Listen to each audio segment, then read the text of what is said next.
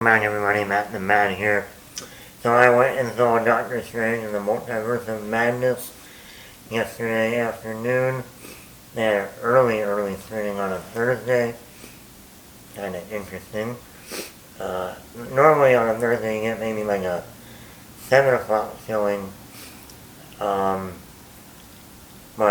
3 o'clock showing was very odd. Anyway.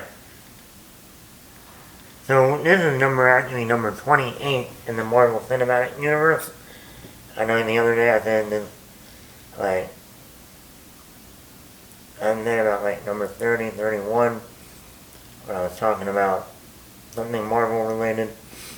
Oh yeah, about the John Watts exiting and bringing in a new director.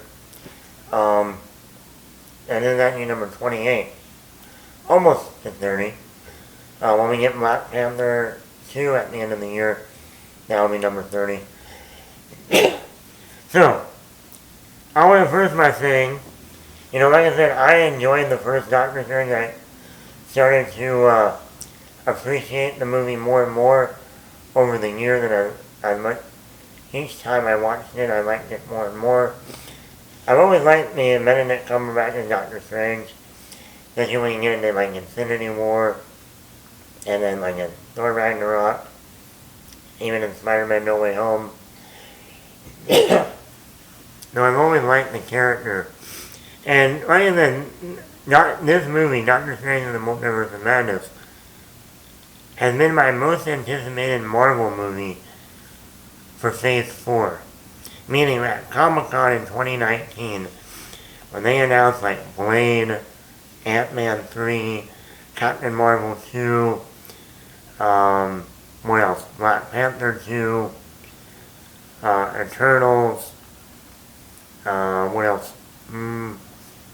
Shang-Chi, Black Widow, and then Doctor Strange in the Multiverse of Madness. That was that was the one that I want to see that movie more than any of these others. One, because, going into the multiverse, I thought this would get interesting, and then you got the madness part. And Doctor Strange can lean more into that horror vibe.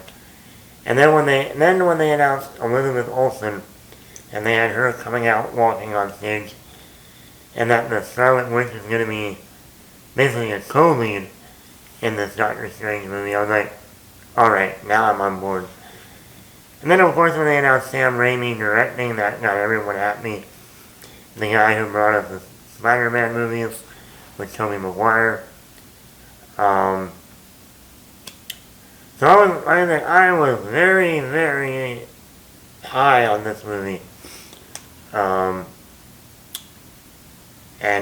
me tell you, this one kind of disappointed me. Not gonna lie. It's not a bad movie, but this thing could have been great. Could have been. I also want to touch on, we as fans, we as people, we are starting to have expectations for these Marvel movies that we need to stop having.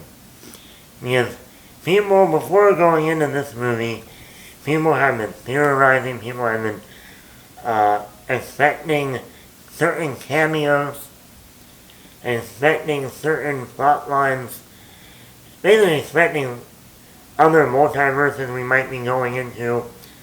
I remember watching a video of one of the guys I watch on YouTube. He spent a half hour going through every single Marvel character that has been in any Marvel film, all the way back to Blade 1, that could show up in this movie, if you're dealing with the multiverse. And let me tell you, that guy really was probably watching this movie going, oh my god, we were so wrong. Because if you're going into this movie with high expectations and expecting a lot of cameos. I'm going to tell you right now, I'm not going to spoil anything in terms of the cameos we do see, but your expectation needs to go from here, down here. Here, down here. With me, without me. With me, without me. Okay? You got it? And yes, that was a reference to an actor. That does not show up in this movie. So if you got that reference, that's one little nugget that can relieve your expectations. Yeah, don't go in with high expectations. I'm telling you, you'll be like me, disappointed. I've been saying this from day one. Back in 2013, when it came down to 2 actresses, or 3 actresses, to play Scarlet Witch. It was Elizabeth Olsen, Saoirse Ronan, and somebody else. And in those 3, I said Elizabeth Olsen. Even though at that time I've only seen about 2 movies of hers. One was an independent film, Martha Marlene May, I think it was called. And then one was the remake of Old Boy with Josh Brolin. Funny enough. And I said, you know what? I could see Elizabeth Olsen playing Wanda Maximoff. And since then, since Age of Ultron, Civil War, Infinity War, Endgame, now, and then last year's WandaVision, Elizabeth Olsen playing Scarlet Witch has once again proven herself as one of the most underrated actresses in the Marvel Cinematic Universe, that they truly haven't lived up to her full potential until WandaVision and now this movie. If you want to go into this movie to see one character, that is Scarlet Witch. Elizabeth Olsen is phenomenal in this role, in this movie. She steals the show. She truly has the arc in the movie. I mean, even though the title says Doctor Strange and the Multiverse of Madness, you should have just called this movie Scarlet Witch and Her Madness, for that matter. This is equal a Scarlet Witch movie as it is a Doctor Strange movie. So it was not a fluke at Comic-Con when they announced that Elizabeth Olsen will be the co-star of this movie. Because she is balancing out Benedict Cumberbatch and her. She's great. She shows so many sides, from anger to sadness to tragedy to lovingness. And even sometimes in just one scene, like it goes from one to the next. I mean, she's unbelievable in this movie. And she was already great in WandaVision. So if you want to go see this movie, go see it for Elizabeth Olsen. The cinematography. Now, in the first act in the movie, it definitely feels like a Marvel machine going, if you know what I mean. But by the time we get to the second and third act, you definitely see Sam Raimi, the director, using some interesting camera work. Interesting shots, how he moves the camera around. Starts getting into more of that horror element that he's known for, like Evil Dead, Drag Me to Hell.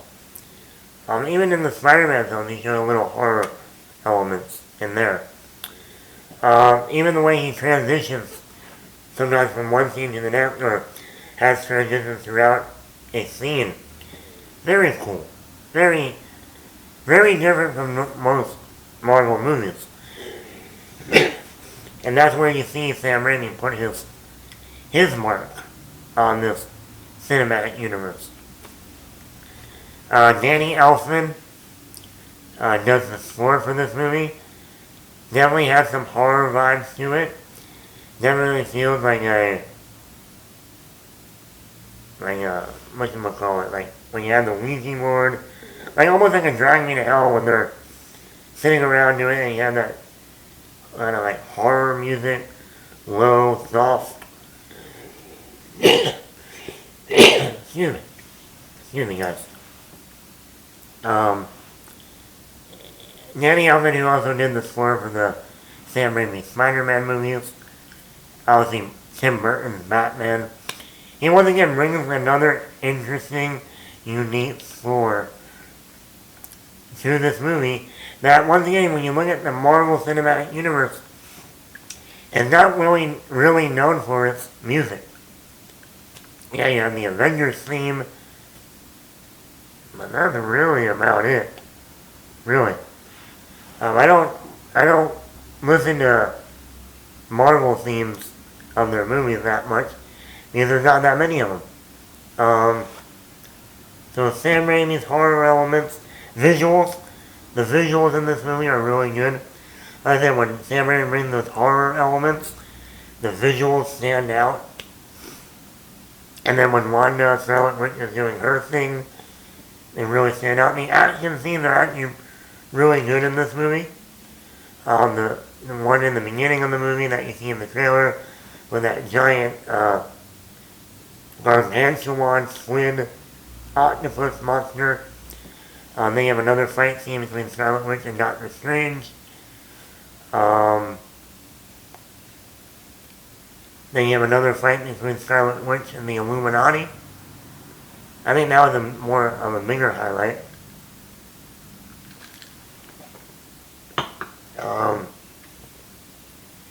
Also, like Rachel McAdams is in the movie. He was in the first movie.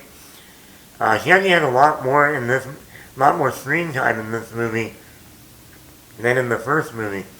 And I like that. I like Rachel McAdams. Who doesn't like Rachel McAdams? I mean, really. Who doesn't like Regina George? But no, not just Mean Girls, but The Notebook, Red Eye, Wedding Crashers, The Family Stone, what else? Game Night. I mean, there's so many Rachel McAdams movies. So like that, how do you not like her? So I like seeing more of her in this movie. What else? I mean, Benedict Cumberbatch is good. Like I said, he's always been good in the role. I think the problem with this is he doesn't have his own arc in the movie. Like I said, this is a Scarlet Witch movie. More so than a Doctor Strange character movie. But, I mean, he does a good job. Like I said, no different than what we've already seen him do in the other times he's played Doctor Strange. Yeah, and then let me get into the negatives. We heard not too long ago that this movie was originally going to be 2.5 hours. And then, like almost a month later, we found out, oh, it's only going to be like 2 hours and 7 minutes. And that's the movie we got. I wish they had about another 20 minutes of this movie. I think this movie needed to breathe a little bit. And as soon as the movie starts, it goes and goes and goes and goes and goes. I think it needed some breathing room in scenes. I think it needed to develop some things. And that's going to lead me into another negative. If you did not watch the show WandaVision on Disney Plus last January, you are going to be lost in this movie. Especially when it comes to Wanda and Scarlet Witch. If you're one of those people that watched up to Endgame, and then you go into this movie, you're not going to understand why Wanda's doing what she's doing. You're not going to understand who are those children. Marvel has basically said to you, you better watch WandaVision or you're going to be lost. And I wish, like I said, when I say they should have added like 20 minutes more to the movie, I think there would have been a way to catch everyone up on WandaVision without doing a true recap of last year on WandaVision. This happened. No. They should have had some flashbacks, some new flashbacks that could have shown a little bit of that development or what happened during that time. They should have had a flashback of her nightmare of her losing her kids or whatever, and then with Vision. But no, they don't. Multiverse. I'm not going to spoil anything. But if you go into this movie expecting to jump into a lot of multiverses, I'm sorry. This is not the movie for you. I'm going to just let you know in a minor spoiler. They only go into 2 universes. And you see them both in the trailer. I'll just let you know that. That's not spoiling what the multiverses are. That's just letting you know. If you're going expecting them to jump into different multiverses, you're gravely mistaken. So calling this movie the Multiverse of Madness, I don't think I would have used the word multiverse. Because to me that implies you're going to go into more than 1 or 2 Now I'm not saying what I say about also going back to making the movie longer. That means, we should explore more multiverses. No. But when you call your movie the multiverse, I'm expecting more of the multiverse. Especially when one of the multiverses was so heavily shown in the trailers.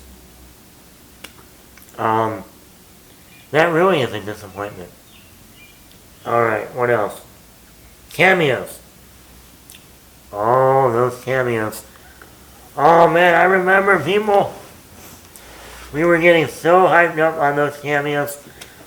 Are we going to see Tom Cruise show up as Iron Man? Are we going to see Tobey Maguire show up again? Are we going to see Hugh Jackman return as Wolverine? Is Blade going to show up? Is Mahershala Ali going to show up as Blade? Since they announced him 4 years ago. Are we going to see another X-Men character? Are we going to see a Fantastic Four character? Are we going to see Edward Norton show up as the Hulk again? Ben Affleck as Daredevil. Nicolas Cage as Ghost Rider. Oh, I remember people speculating cameo. It's like money. But actually in this movie it's more like $1, $2. Okay, bye-bye now.